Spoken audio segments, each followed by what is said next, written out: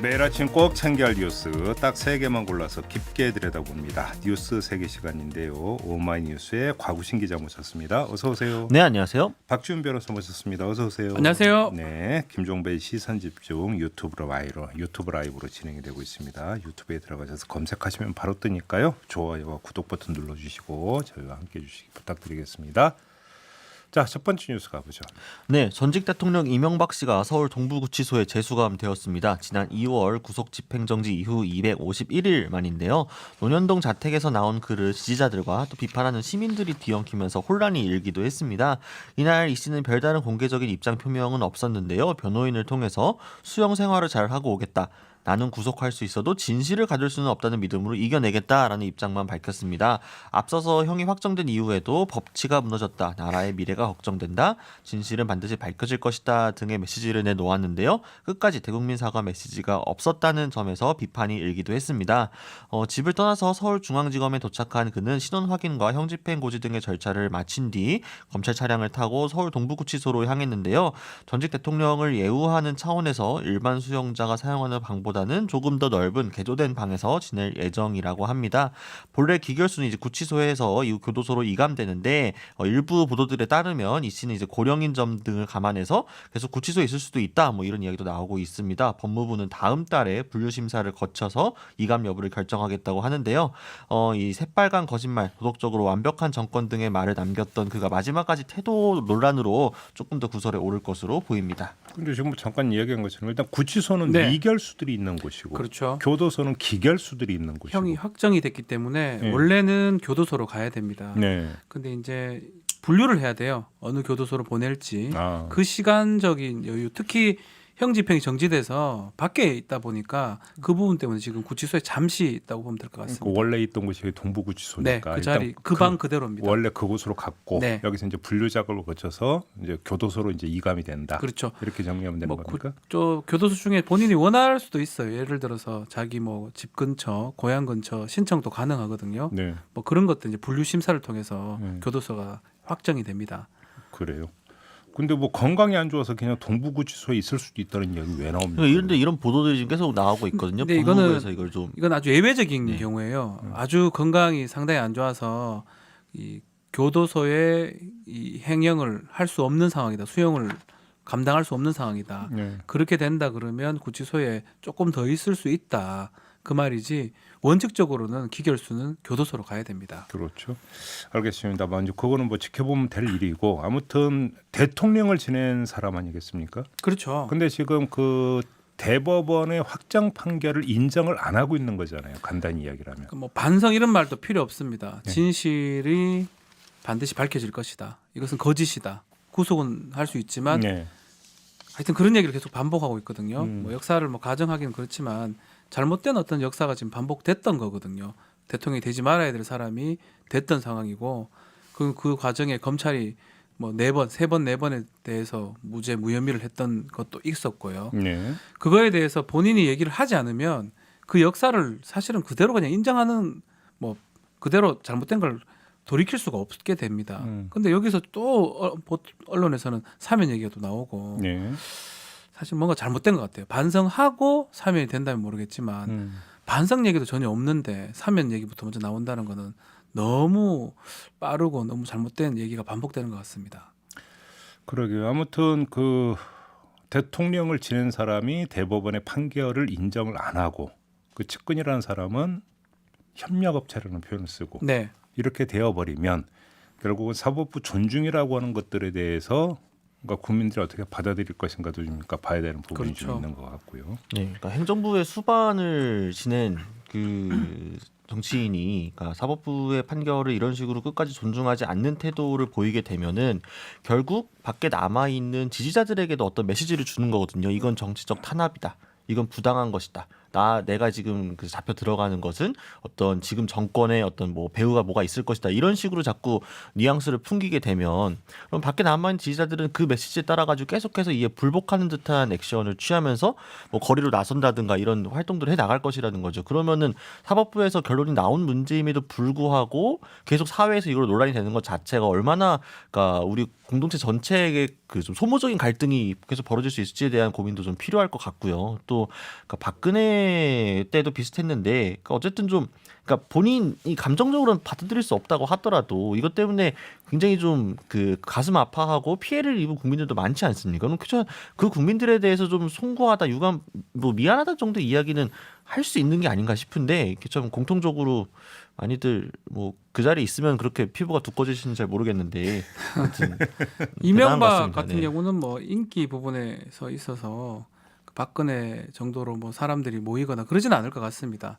뭐 그걸 떠나서 본인이 가슴을 얹으면 더 잘 알 거예요. 사실은 측근들도 막 알 거고요. 네. 이게 뭐 한두 번도 아니고 그 수차례 검찰 조사를 받았던 부분이고 모든 국민은 알고 있어요. 다스 소유자가 이명박 씨 건 거를 본인만 모른 척 하는 거거든요. 거짓말입니다. 그러고 네. 다 알고 있습니다. 애들까지 다 알고 있는데 근데 이 상황에서 확정 판결 17년에 났는데도 아직까지 아니라고 하면 뭐 어쩌란 말입니까?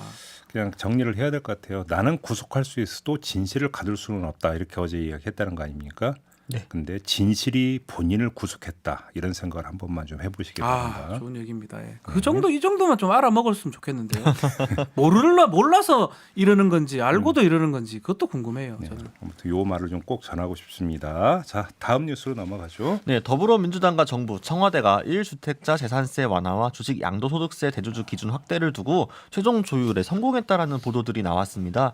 뉴스원 등은 재산세 인하 대상 기준을 공시지가 6억 원 이하 1주택자로 당정청이 결정을 하고 대신 주식 양도소득세 대주주 요건을 현행 10억에서 3억 원으로 낮추는 정부와는 유예하기로 합의했다. 뭐 이런 식으로 얘기를 했는데요. 물론 다만 보도가 요 대주주 관련해서 조금 엇갈리고 있습니다만 이 계획은 이르면 오늘 공식적으로 발표될 예정이라고 합니다. 그러니까 공시지가 관련된 것은 정부의 의정대로 또 이제 후자 대주주 요건 관련은 여당의 뜻대로 타협이 된 걸로 보이는데요. 당정청은 지금까지 계속 공시지가를 이제 재산세 기준으로 6억 원 이하로 하느냐, 뭐 9억 원 이하로 하느냐를 두고 입장차를 보여왔습니다.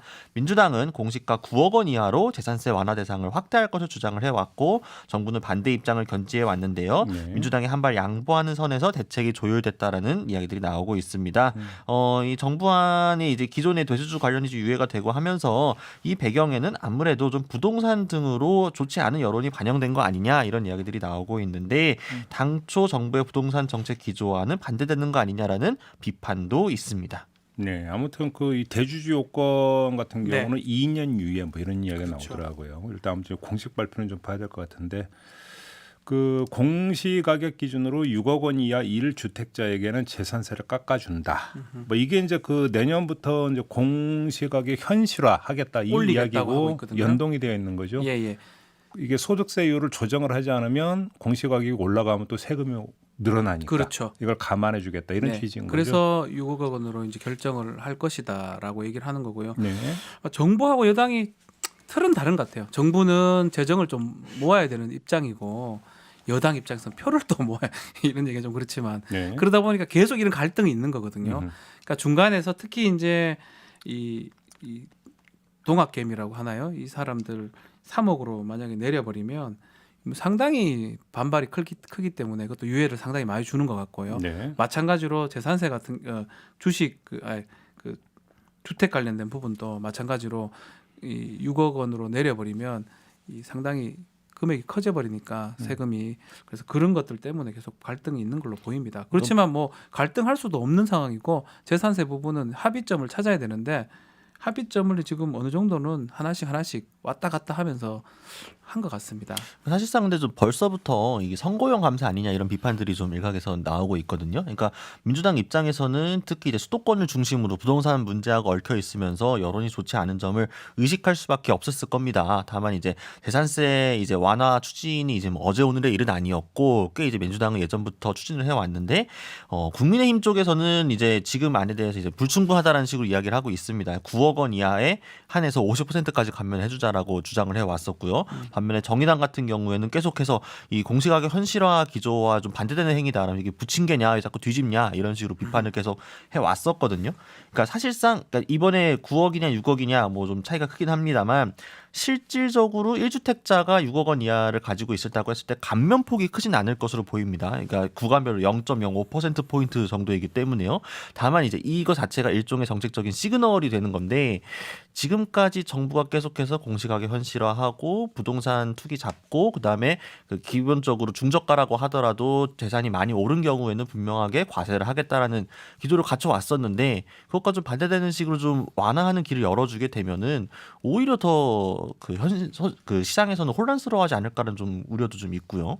이게 좀 그러니까 정확하게 왜 6억 원으로 해야 되고 어떤 기준에 맞춰서 지금 하고 있는 건지 사실 공시지가 6억 원이면 실거래가 기준으로는 거의 10억 원 가까이 하는 시기거든요. 그러면은 이 10억 원 정도의 주택을 갖고 있는 사람은 재산세를 완화해 정도 되는 중저가 정도 주택을 갖고 있는 서민이라고 볼 수 있는 건지 이 부분도 좀 논란이 있을 수밖에 없을 것 같습니다. 좀 다른 포인트 하나 이야기해야 되는 게 재산세는 지금 국세가 아니라 지방세잖아요. 네. 그러니까 재산세 걷어가지고 그 지방자치단체로 들어가는 거잖아요. 그러니까 그렇죠. 지방자치단체의 재원이 되는 건데 이렇게 깎아주면 그렇지 않아도 지자체의 재정 자립도가 낮다고 하는데 세수 결손이 발생을 하는 거 아닌가요? 그렇죠. 그 부분도 봐야 이거에 대한 됩니다. 좀 대책이 있는지 이게 또 궁금한데요. 사실은 이런 세원은 이제 세 받은 거는 지방으로 가지만 그 결정은 정부에서 결정하는 거거든요. 네. 세율이라든지 뭐 세금 거두는 방법이라든지 그래서 뭐 그렇다고 지자체에서 좀 많이 더 걷어 달라고 그런 정책을 해달라고 요청을 할 수는 없는 거고요. 이제 일률적으로 적용을 해야 되니까 결국은 이 재정이 국가로 들어오는 건 아닙니다. 지방으로 다 가는 걸로 보면 됩니다. 그러니까요. 제가 볼 때는 그렇게 되면 다시 이제 그 중앙정부가 아마 그 재정 보조에 들어갈 가능성이 있는 항상 건데. 그게 반복되죠. 재정 자립도가 높은 지자체에서는 네. 필요 없다고 별로 필요 없다 그러지만 재정 자립도 낮으면 음. 이게 적어지면 국가가 또 다 메꿔줘야 되거든요. 그 부분은 복지나 이런 부분은 또 그게 또 항상 반복되는 것 같습니다. 그러니까요. 그러니까 그 서울의 조은희 서초구청장이 그 공시가격 9억 원 이하 뭐 절반 깎아준다라고 했을 때 그때 민주당에서 어떤 입장이 나왔는지가 저는 좀 궁금합니다. 네. 뭐가 다릅니까 그러면? 민주당 입장에서는 뭐 사실은 서초구 같은 경우 자립도 높아요. 네. 걱정할 게 별로 없어요. 거기는 그래 하더라도. 네. 근데 다른 지자체나 다른 자치구랑은 완전 다르죠. 사실은 같이 볼 수가 없습니다. 알겠습니다. 아무튼 현실화하겠다라고 하는 그 공시 가격을 현실화하겠다라고 하는 정책 방향과 재산세를 깎아주겠다라고 하는 정책 방향이 지금 조응하는 건지가 정말 궁금한데 그렇죠. 네. 뭐 이게 이제 현실화율로 이제 현실화율을 높이기 때문에 올 수 있는 부담을 줄여주겠다라는 차원이라면 이거 보완인지 아니면 상충하는 건지 이거는 좀 그러니까 초점을 어디에 두느냐에 따라서 이야기가 완전히 달라지는 거 아니겠습니까? 네, 그렇죠. 아무튼 근데 그 지켜보는 국민 입장에서 좀 헷갈린다라고 하는 이야기는 분명히 좀 해야 될 것 같습니다. 저조차도 네. 사실 세금 정확하게 모르기 때문에 과연 이게 뭐가 유리한지 뭐 이런 생각을 하게 돼요. 네. 많은 사람들도 그런 생각을 할 겁니다. 음. 이 뭐 대주주도 마찬가지고 재산세도 마찬가지고 뭐가 본인한테 유리할지 아니 고민할 것 그리고 같습니다. 이걸 봐야 되는 게 그러면 중앙정부 입장에서는 이제 계산기를 두드려 보면 공시 가격을 현실화하면은 그래서 뭐 그 건강보험료나 네. 이런 산정 기준이 올라가게 되는 거잖아요. 다 그렇죠. 올라갑니다. 네네. 그러면 징수가 그러니까 더 많아지는 거죠. 네. 그러니까 국민 입장에서는 뭐 재산세 플러스 이런 거 다 합하면 나가는 돈은 더 많아지는 더 거죠. 많아지죠. 그죠? 공시 가격이 현실화되는 게 국민들 입장에서는 아니 개개인 입장에서는 더 세금을 많이 낸다고 보는 게 맞습니다. 그러니까요. 근데 이제 그것을 감수를 해야 된다면 굳이 또 재산세율을 손을 봐야 되느냐라고 네. 하는 원칙대로 가는 게 맞는 거 아니냐라는 얘기가 이제 그래서 나오는 거 아니겠습니까? 그래서 지금 여러 가지 얘기가 나오는 것 같습니다. 그렇기 때문에 이거 선거용 아니냐라는 이야기 이제 따라붙는 거고요. 그럴 수밖에 없죠. 네. 알겠습니다. 자, 마지막 뉴스로 넘어가죠. 네, 화성 연쇄살인 사건의 범인이 이춘재 씨가 30여 년 만에 모습을 드러냈습니다. 그의 모습이 공개된 거는 이제 연쇄살인 1차 사건이 발생했던 86년 9월로부터 따지면 34년 만이고요. 진범 논란을 빚고 있는 8차 사건이 발생한 88년 9월 이후로는 32년 만이라고 합니다. 이 씨는 이 8차 사건 재심 재판의 증인으로 수원지법 증언대에 섰는데요. 이 해당 사건의 범인으로 몰려 무기징역을 선고받았다가 이 10년 복역 후 나온 윤 씨가 이 경찰의 강압 수사로 허위 자백을 했다며 불구하면 재심을 청구해서 지금 진행 중입니다. 이춘재 씨는 이 재심 재판의 증인으로 나서서 본인이 이제 진범이라고 이야기를 했는데요. 법원은 이날 언론에 이춘재 씨 얼굴 촬영 및 공개를 허락하지 않았습니다. 이춘재 씨가 피고가 아닌 증인의 지위였기 때문인데요. 이 법원 조직법상 이 공공의 이익을 위해서 필요할 경우 또 피고인의 동의가 있을 때는 공판 개시 전 혹은 판결 선고 시 법정 내 촬영을 허가하도록 하고 있지만 이 씨는 이 증인석에서 공판 시작 후에 이름이 불려질 때만 나올 수 있기 때문에 이 규정을 충족하지 못했습니다. 그래서 뭐 여러 언론에서는 거의 뭐 머리카락 색깔이라든가 뭐 표정 등 외양에 대해서 이 묘사를 중점적으로 보도하기도 했습니다. 그러니까 어제 뭐 여기서 이제 그 본인 때문에 억울한 옥살이를 했던 네, 윤 씨에 윤 대해서 이제 씨죠. 고개 숙여서 사과까지 했다라고 하는 네. 점, 뭐 이런 거에 대해서는 그러니까 좀 그 눈길을 끌더라고요. 네. 근데 언론이 이 사람의 얼굴에 대해서 왜 이렇게 이제 관심을 쏟는지 모르겠어요. 굳이 그럴 이유가 있나요? 엄밀히 말하면 이 변호인은 윤 씨의 변호인이고요. 이 이춘재는 지금 증인으로 나온 겁니다. 그러니까요. 진술하러 나온 사람이기 때문에 네. 지금 요건에 맞지 않는 거고 다만 얼굴이나 신상 정보를 공개하도록 결정이 났었거든요. 그렇기 때문에 그 밖에 있다 그러면 찍을 수도 있는 상황이었어요. 막 그런 것들에 초점이 맞춘 것 같아요. 특히 이춘재의 얼굴이 사실 우리가 아는 거는 포스터 사진하고 옛날 사진들이 이제 그러니까 몽타주하고 옛날 게 있는데 그거하고 지금 어떤지 이 부분이 가장 관심을 막 갖고 있는 그러니까 것 같습니다. 그게 왜 이렇게 이제 중요하냐라는 거죠. 제 얘기. 그래서 이제 국민의 알 권리 이야기를 많이 하던데 네네. 국민의 알 권리는 당연히 보장해야 되는데 이걸 알므로써 이러저러한 필요가 생긴다라고 할 때 성립이 되는 개념 네. 아닌가요? 근데 지금 이춘재가 예를 들어서 가석방이 되거나 조기 석방될 가능성이 있습니까? 없습니다. 거의. 그러면 결국은 교도소에서 이제 그렇죠. 그 여생을 보낸다고 본다면 국민이 그의 얼굴을 알아야 되는 필요가 뭐가 있을까요? 필요성이 거의 없다고 봐야 되겠죠. 사실은 필요성이 있는 건 뭐냐 하면 그 사람이 가서 재범을 했을 때나 공익적 이유가 있을 때 얼굴을 공개하거나 하는데 그러니까요. 사실은 교도소에 계속 있을 거거든요. 예. 그렇기 때문에 어쩌면 좀 가십성이 크다고 봐야 될 것 같습니다. 예. 그러니까 이제 일각에서는 이춘재 씨가 증인이긴 하지만 실질적으로는 피고인이나 다름이 없는데 지나친 형식주의적으로 법원이 판단한 거 아니냐 뭐 이런 지적도 있기는 합니다. 아무래도 이제 피의자나 피고인 같은 경우에 일부 경우에 따라서 신상 공개를 또 이 결정을 하기도 내리니까요. 그런데 다만 또 이제 보복이 우려되는 증인의 경우에는 신원이 비공개하도록 또 되어 있는 것이 또 이미 합헌 판결이 나온 지가 꽤 10년 전에 나온 적이 있고요. 방금 말씀 주신 것처럼 이춘재 씨의 외모가 지금 구체적으로 보도가 되게 돼서 사회적으로 달성되는 공익이 무엇인가에 대해서는 좀 고민이 좀 필요해 보이는 것 같습니다. 어제 이춘재가 법정에서 이야기를 그 자기가 연쇄살인범을 자백한 후에 가족과의 연락이 끊겼다. 네. 뭐 이런 이야기가 있더라고요. 네. 가족의 그러니까 그 지금 상황이 어떤지 좀 궁금한 부분이 좀 있긴 합니다. 아무튼 뭐 관상 보려고 하는 건 아니잖아요. 네. 그렇죠.